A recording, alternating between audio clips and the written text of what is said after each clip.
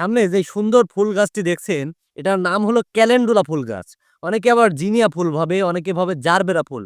এই যে ক্যালেন্ডুলা ফুল গাছ, এটা একটি শীতকালীন ফুল এবং রোদালো জায়গায় এই ফুল গাছগুলা ভালো জন্মে। এই ক্যালেন্ডুলা ফুলের বেশ কয়েকটি ইংরেজি নাম রয়েছে, যেমন ক্যালেন্ডুলা, ইংলিশ ম্যারিগোল্ড, পট ম্যারিগোল্ড, ফিল্ড ক্যালেন্ডুলা, এরকম আরো বেশ কয়েকটি নাম রয়েছে। ক্যালেন্ডুলা ফুলে থাকে ভোলাটাইল অয়েল এবং গ্লাইকোসাইড, যা আমাদের ত্বকের জন্য খুবই উপকারী।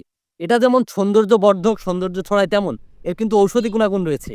এই ক্যালেন্ডুলা ফুলের পাপড়ি দিয়ে চা বানিয়ে খেলে আমাদের জ্বর, ঠান্ডা, কাশি এবং ব্যথা সারতে সাহায্য করে।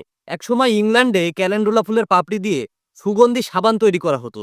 এই ক্যালেন্ডুলা ফুল দেখতে যেমন সুন্দর, তেমন এটা কিন্তু ঔষধি গুণাগুণ রয়েছে বলেছি। পেটে ব্যথা, জ্বর, সর্দি এগুলা সারাতে সাহায্য করে।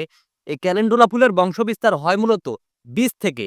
বীজ থেকে চারা গজানো হয়, আবার সরাসরি জমিতে বীজ বপন করে সেখান থেকে কিন্তু চাষ করা হয়।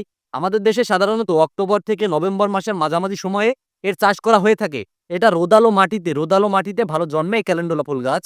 আপনাদের কাদের বাড়িতে ক্যালেন্ডুলা ফুল গাছ আছে অবশ্যই কিন্তু কমেন্ট করে জানাবেন।